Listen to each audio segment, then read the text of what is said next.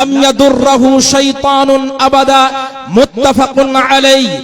আব্দুল্লাহ ইবনে আব্বাস রাদিয়াল্লাহু আনহুমা বলেন, রাসূল সাল্লাল্লাহু আলাইহি ওয়াসাল্লাম বলেছেন যে যখন তোমাদের কেউ শারীরিক সম্পর্ক কায়েম করবে, নিজের স্ত্রীর কাছাকাছি আসবে, গভীর সম্পর্ক কায়েম করার জন্য, মেলামেশার জন্য, কুল্লি শাইইন মিন শানিহি, আল্লাহর নবী বলছেন শয়তান তোমাদের চিরশত্রু। এই তোমাদের খাবারে, এই তোমাদের ঘরে, এই তোমাদের সহবাসের সময় অংশগ্রহণ করে। যদি তোমরা বিসমিল্লাহ বলে সহবাস না করো, তোমার সাথে তোমার স্ত্রীর সাথে শয়তানও সহবাস করে। এই জন্য থামো, একটু থামো। গরু মহিষের মতো তুমি হয়ে যেও না, তোমার চরিত্র যেন গরু ছাগলের মতো না হয়। যারা আমার এই শব্দগুলো কর্ণকহরে পৌঁছাচ্ছে আপনাদের বলি, আপনাকে বলছি যুবক শোনো, একটু থামো। আল্লাহর নবী বলছেন যখন তোমরা শারীরিক সম্পর্ক কায়েম করবে, সহবাস করতে যাবে, বিসমিল্লাহ বলবে, দিয়ে এই দোয়াটা বলবে, আল্লাহুম্মা জান্নিবনা শাইতান, হে আল্লাহ আমাদের থেকে, আমাকে এবং আমার স্ত্রীর থেকে শয়তানকে দূরে রাখো। শয়তান তো আমাদের রগে রগে দৌড়াতে পারে, এই শয়তানকে এ কাজে আসতে দিও না, ভিড়তে দিও না। ওয়াজান্নিবিশ শাইতানা মা রাযাকতানা, আমাদের শারীরিক সম্পর্ক কায়েম করার কারণে, আমাদের শারীরিক সম্পর্ক স্থাপন করার কারণে যেই বাচ্চা আল্লাহ তুমি দেবে, ওই বাচ্চা থেকে শয়তানকে দূরে রাখো। আল্লাহর নবী বললেন যদি এই দোয়া বলে কোন স্বামী স্ত্রী, আর ওই রাত্রির সম্পর্কের কারণে বাচ্চা চলে আসে পেটে, ওই বাচ্চাটার করতে পারবে না, এ কথা মনে যায়। 120 দিন যখন হয়ে যায়, হাদিসের মধ্যে আছে যে তার শরীরে, ওই বাচ্চাটার দেহে আত্মা ফুঁকে দেওয়া হয়, রূহ চলে আসে, বাচ্চাটার তখন শরীরে রূহ, এই শব্দগুলো খুঁজে বেড়াই। এই জন্য আপনাকে বলছি, আপনি কোরআন মাজিদের তেলাওয়াত করবেন। কোরআন মাজিদ যদি আপনি না জানেন, আপনাকে আমি সোশ্যাল মিডিয়ার মাধ্যমে অনেকবার বলেছি, অন্তত আপনি সূরা ইখলাস, কুল হুয়াল্লাহু আহাদটা পড়বেন, বেশি করে সুবহানাল্লাহ। এমন কথা বলে তার মিজাজটাকে খিটখিটা করতে হবে না যে আপনি যদি আপনার স্ত্রীর সাথে পেটে বাচ্চা থাকা অবস্থায় গালিগুলোজ করেন, তাহলে এটা আপনার স্ত্রীর ব্রেন মস্তিষ্ক ঠিক না থাকলে ওরকে চাবিয়ে, ওর থেতলা মানে পিষে ওই বাচ্চাটা কাউরি মুখ থেকে নিয়ে বাচ্চাটার মুখের তালুতে লাগিয়ে দেওয়া, এটাকে বলা হয় তাহনিক। এটা উলামায়ে ইকরাম কর্তব্য আকিকা দেবে। আল্লাহর নবী বলছেন কুল্লু গুলামিন মুরতাহিনুন বিআকিকাতিহি তুসবাহু আনহু ফি ইয়াউমিস সাবি'i। ও পৃথিবীর যুবক শুনুন, যারা বিবাহ করেছেন, যারা পিতা আপনাদের বলি, আল্লাহর নবী বলছেন, যখন তুমি অবগতির জন্য বললাম, এখন যদি কোনো বাচ্চা হয়, আজকে কি বার ভাই? আজকে সোমবার, তাই না? কিন্তু আরবিতে সোমবার লাগে। আজকে কি আরবিতে আগে রাত, মঙ্গলবারের রাতে। নাউজুবিল্লাহ, আপনি বাচ্চার হক মারছেন। মা আপনাকে বলছি, আপনার বাচ্চার সবচেয়ে সুস্বাদ মানে সব থেকে ভালো খাবার পৃথিবীতে, আসমানের নিচে জমিনের উপরে সবচেয়ে ভালো উন্নত মানের খাবার হচ্ছে মায়ের বুকের। মা বা বাবা বাচ্চাকে মিথ্যা কথা বলবেন না। বাচ্চাকে মিথ্যা কথা অনেকে বলে যে এসো আব্দুল্লাহ এদিকে আসো তো বেটা, তোমাকে অমুক জিনিস দেব। যখন আসলো, ভাইয়া হা তাআল উতিকা শাইআন উতিকা তামরান, ও বেটা এদিকে আসো, আমি তোমাকে খেজুর দিব। আল্লাহর নবী তাকে সম্বোধন করে মহিলাটাকে বলছেন, ও মহিলা, পাপ লিপিবদ্ধ করা হবে। ইনলাম তুতিহি শাইআন কুতিবাত আলাইকা কিযবাতুন। হে আমিরের মা, তুমি যে আমিরকে ডেকেছো কিছু দাওয়া দিবে বলে, আব্বু নামাজ পড়ো বেটা, নামাজ পড়ো বেটা। 3 বছর আপনাকে ফুসলাতে হবে গায়ে হাত দিয়ে। 3 বছর যখন হয়ে যাবে কমপ্লিট, 10 বছরে পড়বে, তখন ওয়াদ্রিবুহুম আলাইহা ওয়া হুম আবনা ওয়া আশরিন, যখন 10 বছর পদার্পণ করবে আপনি তাকে তখন বেত্রাঘাত করবেন, আব্দুর রহমান নামাজ পড়োনি, দাঁত ভেঙে দেবো, চলো মসজিদে চলো, এইভাবে ধমক দিতে হবে। এবার বাচ্চা যখন আস্তে আস্তে বড় হবে আপনাকে সুশিক্ষিত করতে হবে, মাদ্রাসায় দিতে হবে, দ্বীনি শিক্ষায় শিক্ষিত করতে হবে। আমার সময় বোধহয় শেষের দিকেই, আমি 1-2 মিনিট নিয়ে আমি শেষ করছি। যে এবার বাচ্চাকে আপনি তিলে তিলে তিলে তিলে বড় বড় করবেন। বাচ্চাকে দেখবেন যে আপনার বাচ্চার সাথে কোন বাচ্চাগুলো খেলাধুলা করে, ওরা কেমন, ওরা কি ভাষা ব্যবহার করে। ওরে সুবহানাল্লাহ, এখনকার ছোট বাচ্চাদের মুখের গাল যদি শুনেলেন, মা অমুক তুমুক দিয়ে একবারে বেকার করে দিবে। বাচ্চাকে বলবেন, বেটা কখনো মিথ্যা কথা বলবে না, বেটা সত্য কথা বলবে, কাউকে খারাপ কথা বলবে না, গালি দিতে হয় না বেটা। এইভাবে আপনি তিলে তিলে তাকে মানুষ করতে হবে। আপনার টাকা পয়সা ইনকামের চেয়ে বাচ্চাকে মানুষ করা এটা বেশি গুরুত্বপূর্ণ, কারণ এটা পরবর্তীর ফসল। এটা আপনাকে বলছিলাম, এভাবে বাচ্চা যখন আপনি দ্বীনি শিক্ষা দিবেন, অন্তত কোরআন মাজিদের শিক্ষা আগে দিবেন, তারপরে ডাক্তার ইঞ্জিনিয়ার করবেন। যেটার আলো হবে সূর্যের আলো, যা আমরা দেখছি এরকম কিয়ামতের দিন ঝলঝল চকচক চকচক করবে, এরকম একটা আলো হবে।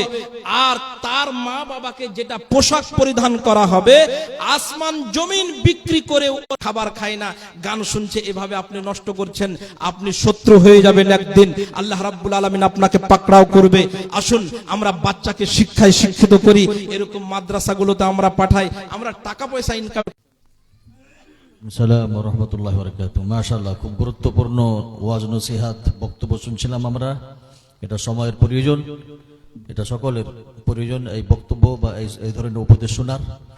তিনার বক্তব্য বিষয় যেটা ছিল, শেখ মিজানুর রহমান সাহেব আলিয়াবি, উত্তর দিনাজপুর।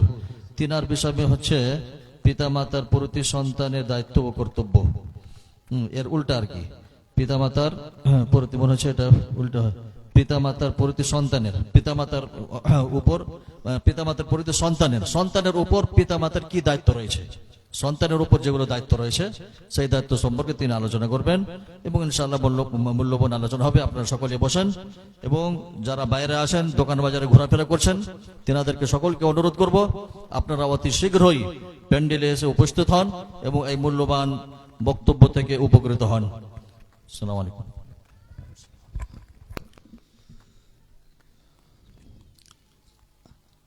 আসসালামু আলাইকুম ওয়া রাহমাতুল্লাহি ওয়া বারাকাতুহু।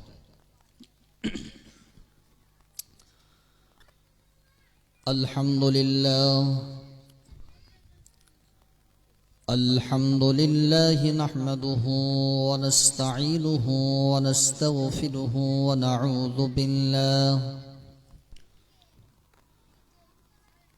নাউযু বিল্লাহি মিন শুরুরি আনফুসিহির রহিম।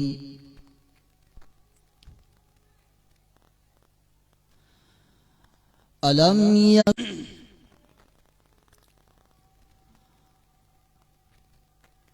উপস্থিত সম্মানিত আজকের সভার যোগ্যতম নির্বাচন, সর্বপ্রথমে সেই মহান রব আল্লাহ রাব্বুল আলামিনের দরবারে শুকরিয়া জ্ঞাপন করছি যে আল্লাহ তাআলা আজকের দিনে খুব সুন্দরভাবে একটি দ্বীনি মজলিস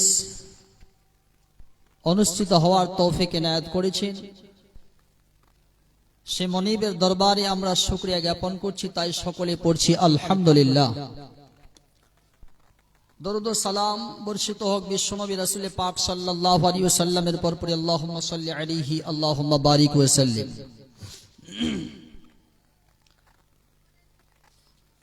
সম্মানিত উপস্থিতি,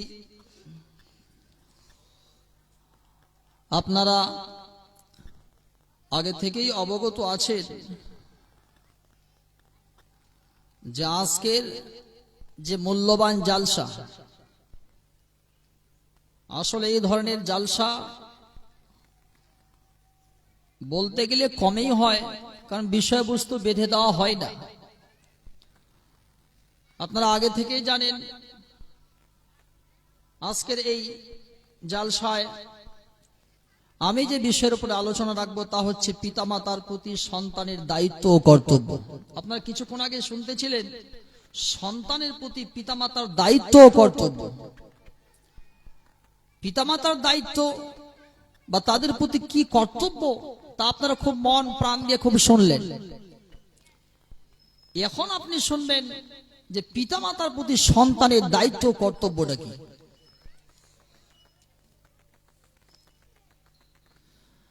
কোরআনে কারীমের মধ্যে আল্লাহ তাআলা তিনি বলেন, وَقَضَى رَبُّكَ أَلَّا تَعْبُدُوا إِلَّا إِيَّاهُ وَبِالْوَالِدَيْنِ إِحْسَانًا। আল্লাহ তাআলার তরফ থেকে তিনি বলছেন যে তোমার প্রতি চূড়ান্ত ফয়সালা হয়ে গিয়েছে যে তুমি শুধুমাত্র আমি রব্বুল আলামিনের আল্লাহ তাআলার ইবাদত করবে, আর তারপরে পরে তোমার মা বাবার সম্মান করবে, মা বাবার সাথে সদ্ব্যবহার করবে, মা বাবার সাথে ভালো আচরণ করবে। এখানে বিষয়টার দিকে লক্ষ্য করলে বোঝা যায় যে আল্লাহ তাআলা সর্বপ্রথম তার ইবাদতের পরে পরেই মা বাবার সম্মান, মা বাবার খিদমত, এই মা বাবার সম্মানটাকে বা মা বাবার স্থানটাকে টানতে টানতে টানতে তিনি নিজের কাছাকাছি নিয়ে চলে গিয়েছেন। চারটিখানি কথা না। মা বাবার যারা সম্মান, মা বাবার যারা ইজ্জত করবে,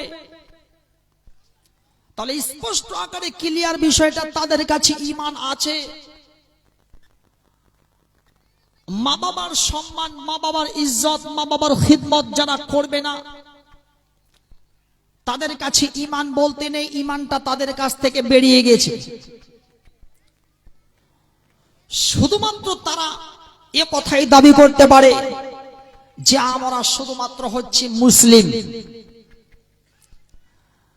আর আমি বলি তাদের নাম যদিও আব্দুল্লাহ, আব্দুর রহমান হতে পারে, কিন্তু নামের পূর্বে আর একটি শব্দ বসাতে হবে। যারা মা বাবার সম্মান, মা বাবার খিদমত করে না, সেই শব্দটা হবে নামধারী মুসলমান।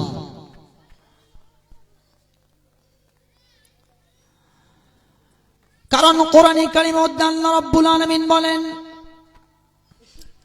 আহাসিবান নাসু আন ইউতরাকু আন ইয়াকুলু আমান্না ওয়া হুম লা ইউফতানুন। আল্লাহ পাক তিনি বলছেন তারা কি মনে করছে, আহাসিবান নাস, মানুষকে কি ছেড়ে দেওয়া হবে?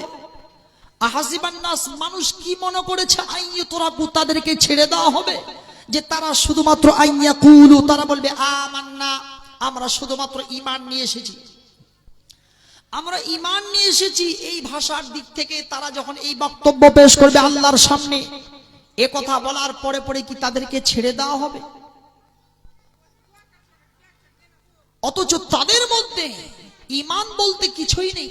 তারা শুধুমাত্র এ কথার দাবি জানাতে পারে যে আমরা হচ্ছে মুসলমান, তাদের মধ্যে ঈমান বলতে কিছুই নেই। সম্মানিত উপস্থিতি, মায়ের সম্মান, মায়ের ইজ্জত করতে হবে। কোরআনে কারীমের মধ্যে আল্লাহ রাব্বুল আলামিন বলেন, বান্দা একটু ভাব চিন্তা কর,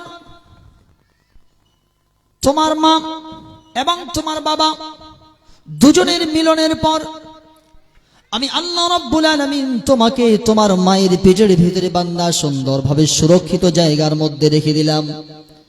কোরআন স্পষ্ট করে বলে, আলাম ইয়াকুনু তুফাতাম মিন মানিয়্যিন ইউমনা সুম্মা কানা আলাকাতান ফাখালাকা ফাসাওয়া। বান্দানে একটুখানি চিন্তা কর, দেখ, তাকায় দেখ, তোমার মায়ের পেটের ভিতরে আমি রব্বুল আলামিন এক ফোঁটা পানিকে জমাট করে দিলাম। সেই এক ফোঁটা পানি নুতফা হলো, গোশতের টুকরা হলো, ধীরে ধীরে ধীরে ধীরে হাড় হাড্ডি হলো। বান্দা সে মায়ের পেটের ভিতরে, বান্দা আমি তোমাকে সুরক্ষিত জায়গার ভিতরে রাখতে আরম্ভ করলাম, রেখে দিলাম আমি। তুমি যখন সেই জায়গায় ধীরে ধীরে ধীরে ধীরে আস্তে আস্তে বড় হতে আরম্ভ হয়ে গেলে, ফাকাসাউনাল আইযাম লাহমা, গোশত দিয়া, হাড় দিয়ে, হাড্ডি দিয়ে সুন্দর করে বান্দা ছাউনি দিয়ে আমি রব্বুল আলামিন মায়ের পেটের ভিতরে বান্দা আমি তোমাকে রেখে দিলাম। কি একটা সুরক্ষিত জায়গা, সুন্দর একটা জায়গা। তোমার যখন পাকস্থলী হয়ে গেল, তোমাকে খিদে লাগতে লাগলো মায়ের পেটের ভিতরে। এই পৃথিবীর কোনো সর্দার, কোনো মরল, কোনো নেতা, কোনো প্রধান কেউ তোমার জন্য খাবারের ব্যবস্থা করে নাই, কিন্তু আমি রব্বুল আলামিন আসমান থেকে বসে বসে বান্দা তোমার খাবারের ব্যবস্থা করলাম। কিভাবে দেখ, একটুখানি লক্ষ্য করে দেখ। মায়ের মাসিকটাকে বন্ধ করে দিলাম, মায়ের মাসিকটাকে বন্ধ করে দিয়ে মায়ের পাকস্থলী থেকে সুন্দর করে একটা তার বের করে দিলাম। আর এই তারটা বের করে দেওয়ার পর বান্দারে ওই তারটাকে তোমার মায়ের নাভি থেকে, তোমার মায়ের পেট থেকে সুন্দর করে একটা তার বের করে দিয়ে বাচ্চার নাভির সঙ্গে বান্দা সুন্দর করে লাগাই দিলাম। এই তারটাকে বাচ্চার নাভির সঙ্গে না লাগিয়ে মুখের মধ্যে লাগিয়ে দিতে পারতাম, কিন্তু না, বান্দা কেন লাগাই নাই? তার কারণটা হচ্ছে একটাই, মুখের মধ্যে লাগাই দিলে বান্দা রক্ত এসে গেলে তোর মুখটা না ইবাদত করবে, বান্দা আমি চাই না।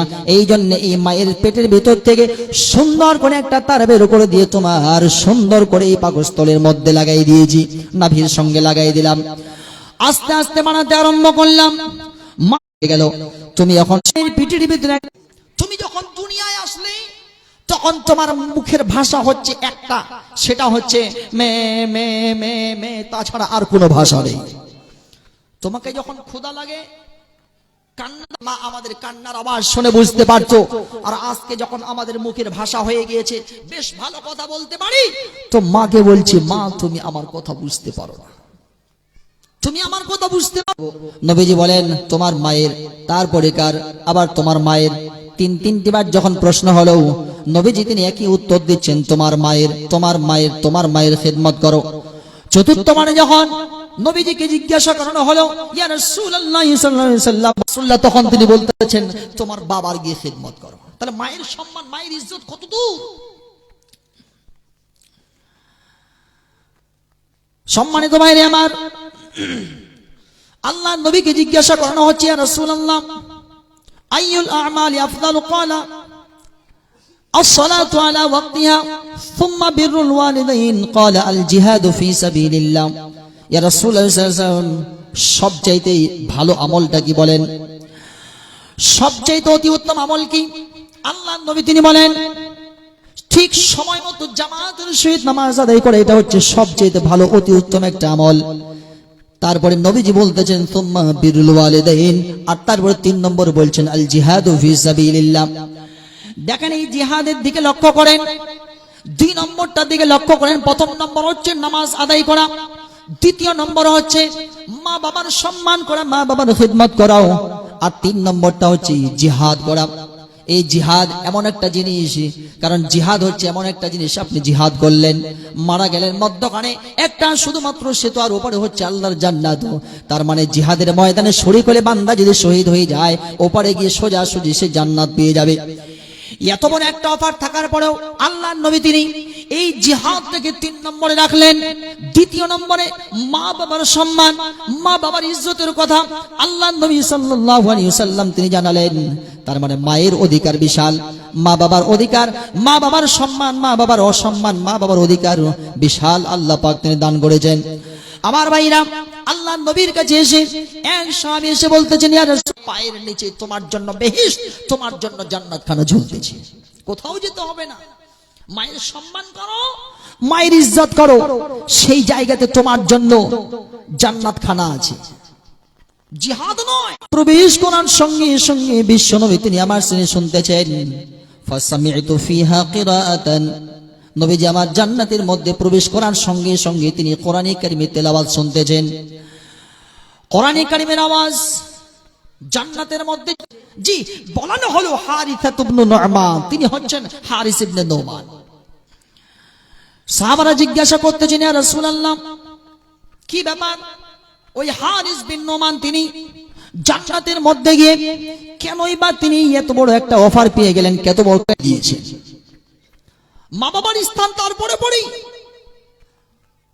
মায়ের সম্মান, বাবার ইজ্জতে কোন রকমের কোন অলসতা, কোন রকমের কোন কোতাহি করা যাবে না। রব্বুল আলামিন তিনি আমার প্রতি খুশি আছেন। ওয়াসাফতুল্লাহি তাবারাক ওয়া তাআলা ফি সাফতিল ওয়ালিদাইন, তোমার প্রতি যদি তোমার মা বাবা যদি নারাজ হয়ে থাকে তাহলে বুঝে নেবে এক বাক্যেই আল্লাহ রব্বুল আলামিন তিনি আরশের মালিক, আকাশে বসে বসে। ইজ্জত মা বাবার খিদমত করা আমাদের প্রতি কত বড় একটা বিশাল বড় দায়িত্ব। মায়ের খিদমত করতে হবে, মায়ের সম্মান করতে, মায়ের নাফরমানি করা চলবে না। জানাও, দেখবে তোমার জন্য এই দুইটা জিনিস আল্লাহ রাব্বুল আলামিন তিনি সঙ্গে সঙ্গেই করে দিবেন। কত বড় দায়িত্ব, কর্তব্য। লম্বা হায়াত আনতে চান, রাসূলুল্লাহ তিনি বলতেছেন, মান সাররাহু, যে ব্যক্তি তোমাদের মধ্যে এই বিষয়টা মায়ের ইজ্জত না করে, বৃদ্ধাশ্রমে রেখে চলে এসেছে, মা বৃদ্ধাশ্রমে পড়ে আছে, আর একদিকে অপর দিকে লক্ষ কোটি কোটি টাকা আমরা আয়োজন করি, লক্ষ কোটি কোটি টাকা ইনকাম করি, কামাই, ইয়াদখুলুল ঈমানু ফি কুলুবিকুম, তাদের অন্তরের মধ্যে আমি ঝেঁকে দেখেছি ঈমান বলতে কিছুই নেই। তার মানে যারা মায়ের সম্মান করে না, মায়ের ইজ্জত করে না, এখানে আল্লাহ পাক তিনি স্পষ্ট করে বলছেন যে তাদের ভিতরে ঈগল চড়াতাম।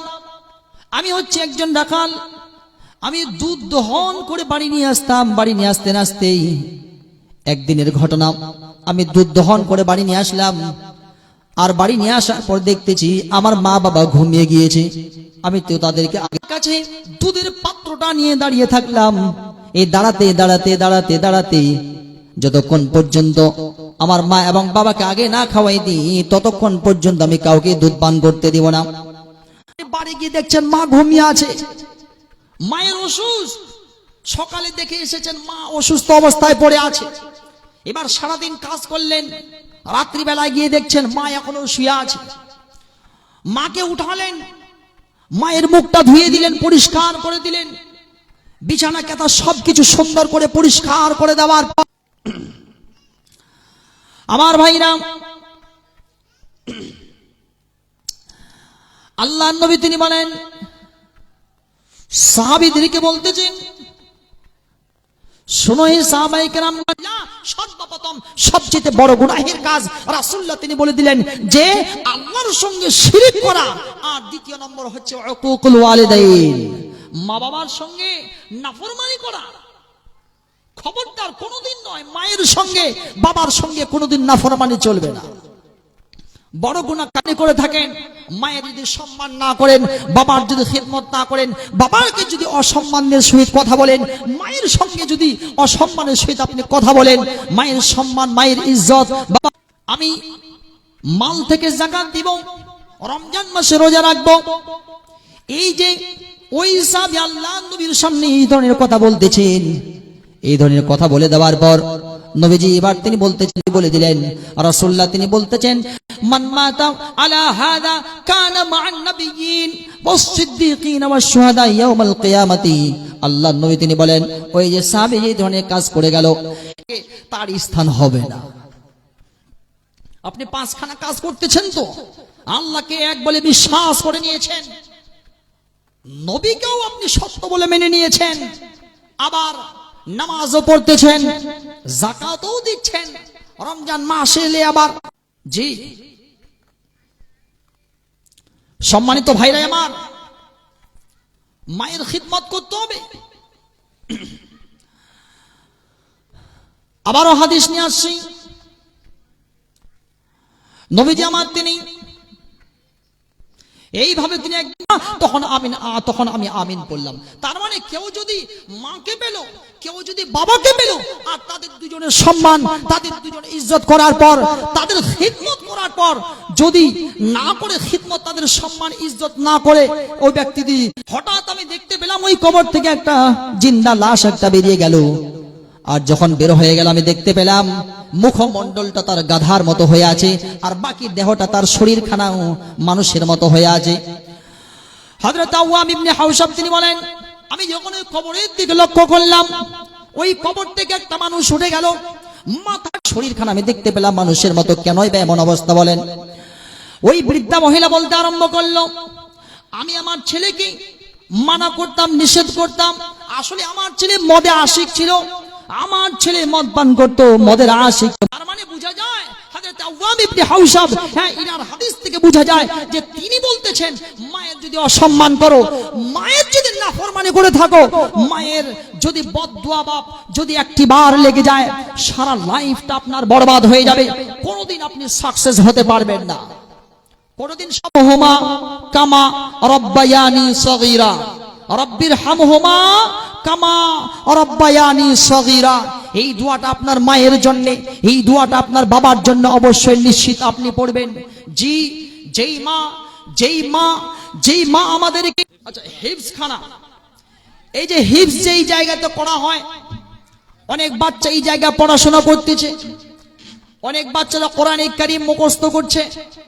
এমন একটা ভালো জায়গা, রাসূলুল্লাহ তিনি বলতেছেন, যারা কোরআন কারীম তেলাওয়াত হিফজ, এত হিফজ করানো হয়েছে, এত হাফিজে দুনিয়ার বুকে, तमाम পৃথিবীর বুকে পাওয়া যায়। কোনদিন কোরআন কারীম পৃথিবীর বুক থেকে মিটিয়ে দেওয়া যাবে না। যাই হোক, আমি আপনাদের সামনে বক্তব্য রাখতেছিলাম যে মা বাবার প্রতি সন্তানের যে দায়িত্ব, মা বাবার প্রতি সন্তানের যে কর্তব্য। হয়তো কেউ ওরকম কালেকশন করবে না, আমাকে একটু ভর দেওয়া হয়েছে, দায়িত্ব দেওয়া হয়েছে, তাই বলে আমি আপনাদের সামনে মুখটা খুললাম। জি, আল্লাহর কোন বান্দা আছেন যে হয়তো মা মারা গিয়েছে, কবরে শুয়ে আছেন, জানি না কি অবস্থায় আল্লাহ তাআলা তিনি কবরের মধ্যে রেখেছেন, সে মায়ের সে আত্মা 500 টাকা দান করেছেন। জি আল্লাহ, বুঝতে পারছি হয়তো উনার যা বয়স, হয়তো মা হয়তো বেঁচে নাই। জি, মা হয়তো বেঁচে নাই। জি, মা কবরবাসী হয়ে গিয়েছেন, আব্বা হয়তো কবরবাসী হয়ে গিয়েছেন না। জি, কেউ বাকি থাকবেন না। আমি আশা করিনি যে কি আপনারা বাকি থাকবেন। জি, আপনি বসে আছেন, নিজের জায়গাটা একটু ছেড়ে পকেটে একটু হাতখানা ঢুকিয়ে, বেশি চাইনি আপনার কাছে। জি, এখনো দেন নাই। মায়ের ভালোবাসায় আল্লাহ, আমি ওই বান্দাদের জন্য আল্লাহ খাস করে দোয়া করছি, যে সমস্ত আল্লাহর বান্দা বান্দিগণ, হ্যাঁ, বান্দারা দান করলেন, মাশাআল্লাহ। আর একজন চাচা আমার দান করেছেন মায়ের ভালোবাসা। 10 দিন ধরে আমাদেরকে যে পেটের মধ্যে ধারণ করেছিলেন, সেই পেটের মধ্যে আমরা কত লাভ দিয়েছিলাম, কত ঘোষা দিয়েছিলাম, মাকে কত কষ্ট করে কষ্ট দিয়েছিলাম। ওই কষ্ট আর ভালোবাসা দেখিয়ে দেখো আল্লাহ তোমার বান্দারা দান ও খয়রাত করছে। মাওলারে দয়া করে মেহেরবান। রাসূলুল্লাহ তিনি বলতেছেন, আমি তোমাদেরকে, ও মহিলার জামাত, ও মহিলার দল, ও মহিলারা, আমি তোমাদের সবচেয়ে বেশি জাহান্নামের মধ্যে আমি তোমাদের সবচেয়ে বেশি দেখেছি।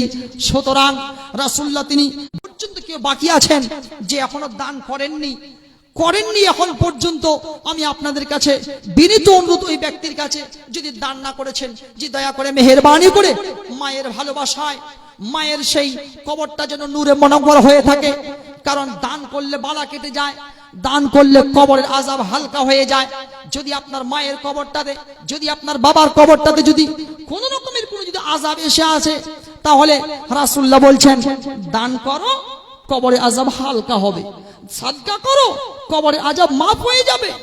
জি, সুতরাং মায়েদের বোনদের তরফ থেকে জি কোন রকমের কোনো দান এখন পর্যন্ত আসেনি।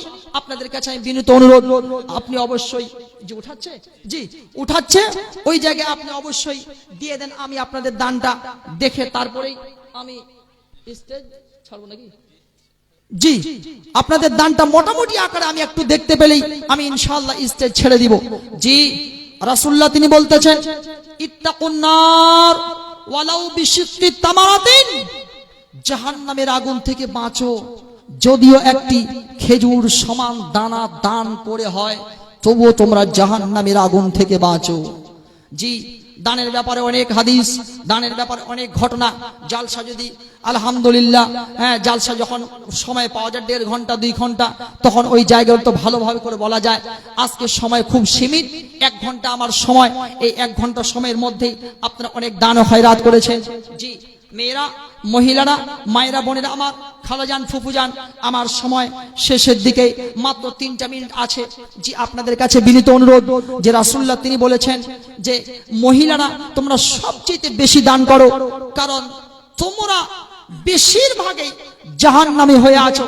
রাসূলুল্লাহ যখন মেরাজের সফর করলেন, মেরাজের সফরে যখন তিনি জান্নাতের দিকে ঝুঁকি মারলেন, জান্নাতের দিকে যখন উকি মারলেন, ঠিক জান্নাতের দরজায় থেকে আল্লাহর নবী তিনি দেখতে পাচ্ছেন জান্নাতের মধ্যে সবচেয়ে বেশি যারা আছে তারা হচ্ছে গরিব শ্রেণীর লোক, তারা হচ্ছে গরিব শ্রেণীর লোক। জি, আর রাসূলুল্লাহ যখন তিনি আবার জাহান্নামের দিকে গেলেন, জাহান্নামের দিকে তিনি গিয়ে দেখতেছেন জাহান্নামের মধ্যে সবচেয়ে বেশি নারীরা, মহিলারা, মায়েরা, বোনেরা, খালাজান, ফুফুজান, আম্মাজান, আপনাদেরকে রাসূলুল্লাহ তিনি সবচেয়ে বেশি জাহান্নামের সেই জায়গায় দেখেছেন। এই জন্য আপনাদের কাছে বিনীত অনুরোধ থাকছে, আপনি অবশ্যই বেশি বেশি করে সাদকা করবেন, আপনি অবশ্যই বেশি বেশি করে দান করবেন। আপনার এই মূল্যবান দান হয়তো সেই কবরের আযাবকে হালকা করে দিবে, আপনার এই মূল্যবান দান জাহান্নামের আগুনকে মাফ করে দিবে।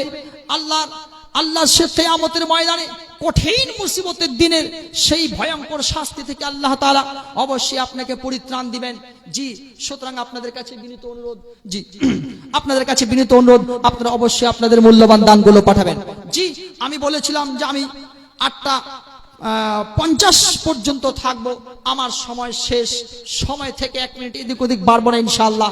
আমি আমার বক্তব্য এখান থেকে শেষ করছি। তবে শেষের বেলায় যে কথাটুকুর উপরে আমি আলোচনা রাখলাম যে পিতামাতার প্রতি সন্তানের কি দায়িত্ব আর কি কর্তব্য রয়েছে, আপনারা বেশ খুব ভালোভাবেই শুনলেন। আমি একটাও চুঁচা কথা এদিক ওদিক বলি নাই, শুধু কোরআন আর হাদিসের উপর দিয়ে বলেছি, দুর্বল কথা একটাও বলি নাই। জি, আপনার কাছে এখন বিনীত অনুরোধ, অবশ্যই আপনি মায়ের সম্মান, বাবার খিদমত বা মায়ের খিদমত অবশ্যই করবেন। কারণ রাসূলুল্লাহ যে বলেছেন হুমা জান্নাতুকা ওয়া নারুকা, তোমার মা বাবাই হচ্ছে তোমার জন্য জান্নাত আর তোমার মা বাবাই হচ্ছে তোমার জন্য জাহান্নাম। এই পর্যন্ত যারা দান করলেন সকলের দানকে আল্লাহ তুমি কবুল মঞ্জুর করে নাও, আমিন, আল্লাহুম্মা আমিন, আল্লাহুম্মা আমিন। আসসালামু আলাইকুম ওয়া রাহমাতুল্লাহি ওয়া বারাকাতুহু। ওয়ালাইকুম আসসালাম ওয়া রাহমাতুল্লাহি ওয়া বারাকাতুহু। মাশাআল্লাহ, ইনি ছিলেন আমাদের শেখ ফজিলাতুল শেখ মিজানুর রহমান আলিয়াবি হাফিজাহুল্লাহ। খুব সুন্দর বক্তব্য দিলেন। ইনি যা কিছু বললেন আল্লাহ তাআলা আমাদেরকে এই সমস্ত জিনিস মনে রাখার, স্মরণে রাখার, এর উপর আমল করার তৌফিক দান করেন। ইনি যা দোয়া করলেন, যারা দান করলেন এদের জন্য দোয়া করলেন, আল্লাহ তাআলা তিনার দোয়া গ্রহণ করুক, কবুল করুক এবং আল্লাহ তাআলা তিনাকে এর উত্তম বদলে দান করুক। তিনি পরিশ্রম করলেন, মেহনত করলেন এবং আল্লাহর বাণী আমাদের পর্যন্ত পৌঁছে দিলেন। এর জন্য আল্লাহ তাবারক তাআলা তিনাকে এর উত্তম বদলা জাযায়ে খায়ের দান করুক, আমিন। এখন আমাদের মাঝে এই মাদ্রাসা, আমরা জানি যে মাদ্রাসাতে আমরা বসে আছি বর্তমানে, এটা একটা হেফজুল কোরআন, তাহফিজুল কোরআনুল কারীম, কোরআন মাজিদ এখানে মুখস্থ করা হয়। কুচি কুচি ছোট ছোট বাচ্চারা কোরআন মুখস্থ করছে। এদের একটা নমুনা এবং একটা মিসাল বা নমুনা উদাহরণ আমরা দেখব কিভাবে ছেলেরা কোরআন মুখস্থ করছে, আমরা এটা দেখব। এবং যারা এখানে গ্রামবাসীরা, এর জন্য মোবারকবাদ এবং ধন্যবাদের উপযুক্ত যে আপনারা এখানে একটা মাদ্রাসা খুলেছেন, দ্বীনি মাদ্রাসা, দ্বীনি প্রতিষ্ঠান, বিশেষ করে কিতাবুল্লাহ, আল্লাহর কিতাব মুখস্থ করার একটা এদারা, একটা কারখানা আপনারা খুলেছেন। এই জন্য আপনারা সকলেই যারা এই গ্রামবাসী যারা খুলেছেন, যারা এই কাজে হেল্প করছেন, তাআউন করছেন, সাহায্য করছেন, সবাই মোবারকবাদের মুস্তাহিক, সবাই ধন্যবাদের উপযুক্ত। আল্লাহ তাআলা আপনাদেরকে সকলকেই আল্লাহ তাআলা জাযায়ে খায়ের দান করুক, এর উত্তম বদলা দান করুক। আল্লাহ তাআলা আপনাদের দুনিয়া আখিরাতকে কামিয়াব করুক। কোরআন মাজিদের পিছনে মেহনত করা, কোরআন মাজিদের পিছনে খরচ করা, এটা সবচেয়ে উত্তম কাজ। যেমন হাদিসে এসেছে, খায়রুকুম মান তাআল্লামাল কুরআন ওয়া আল্লামাহু, তোমাদের মধ্যে সবচেয়ে উত্তম ব্যক্তি সেই যে ব্যক্তি কোরআন শিখছে এবং অন্য কাউকে শেখাচ্ছে। তো কোরআন শেখা এবং শেখানো এটা হচ্ছে সবচেয়ে উত্তম কাজ, এর জন্য খরচ করাটা সবচেয়ে উত্তম কাজ। ইমাম আহমদ বিন হাম্বল রাহিমাহুল্লাহ বলতেন যে হাজাতুন নাসি ইলাল ইলমি শারঈ আশাদ মিন হাজাতিহিম ইলা আত-তা'আমি ওয়াশ-শারাব فإن الناس يحتاجون إلى الطعام والشراب في اليوم مرة أو مرتين وحاجتهم إلى العلم الشرعي على قدر أنفاسه। অর্থাৎ মানুষ শরীয়তের ইলমের দিকে এতটাই তার প্রয়োজন যতটা খাওয়া দাওয়ার প্রয়োজন নাই। মানুষ যদি দিনে একবার দুইবার খেয়ে নেয় যথেষ্ট, কিন্তু তার ইলমে শরঈ, শরীয়তের বিদ্যার প্রয়োজন প্রত্যেক মুহূর্তে, প্রত্যেক শ্বাসে তার ইলমে শরিয়াত, শরীয়তের জ্ঞানের প্রয়োজন। তো যাই হোক, শরীয়তের জ্ঞান এটা পাওয়া, এর জন্য খরচ করা, এটা আমাদের সবচেয়ে বড় জরুরি এবং সবচেয়ে বড় কাজ। এবং এই সম্পর্কে আরো একটি হাদিস বলে দিই, যে হাদিসের ব্যাখ্যাতে ওলামা কেরাম বলেন, যেমন হাদিসে এসেছে যে ইদা মাতাল ইনসানু ইনকাতাআ আমালুহু ইল্লা মিন থালাথ, মানুষ যখন মারা যায় তখন তার আমল বন্ধ হয়ে যায়, কিন্তু তিনটি আমল তার জারি থাকে। সাদাকাতুন জারিয়া, একটা জারি সাদকা, কেউ যদি সাদকা করে যায় তার সাদকা যদি অব্যাহত থাকে। অনুরূপ আও ওয়ালাদুন সালিহুন ইয়াদউ লাহু, যদি কেউ নেক সন্তান ছেড়ে যায় তার জন্য দোয়া করে, সেই নেকিটা তার অব্যাহত থাকে। অনুরূপ ইলমুন ইউনতাফাউ বিহি, ইলম, যে ইলম দ্বারা মানুষ লাভ উঠাবে। ওলামা কেরাম বলছেন যে তিনটাই জিনিস মাদ্রাসাতে বা হিফজের মাদ্রাসায় যদি খরচ করে তো তিনটে রাস্তা তার জন্য সে খুলে গেল। আপনি যদি কোনো দিনী প্রতিষ্ঠানে খরচ করেন, দিনী প্রতিষ্ঠানে বা হিফজের কোরআনের জন্য, হাদিসের জন্য যদি আপনি খরচ করেন, তাহলে আপনি আপনার জন্য তিনটাই রাস্তা খুলে গেলেন। কারণ এখানে যারা ছেলেরা পড়ছে এর জন্য আপনি একটা ইলিম আপনি অব্যাহত রাখলেন, ইলিম চর্চা করছেন। আপনি দান করলেন, এই দানটা আপনার সাদকায়ে জারিয়া হবে, এই মাদ্রাসার জন্য আপনি খুলে গেলেন। এই ধরনের মাদ্রাসায় হেফজের এবং দ্বীনি